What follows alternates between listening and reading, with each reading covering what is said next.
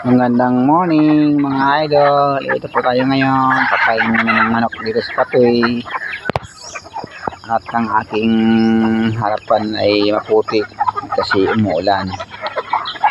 Nakasayang yung lulubog yung mga aking palay na mga pakain kanila. Pero yung iba ay lumapit kasi hindi sila sanay doon sa Patoy. Kaya dito sila sanay sa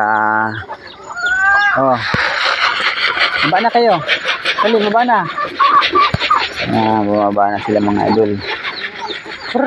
Hindi ba kasi daw, hindi sila sanay doon sa loob.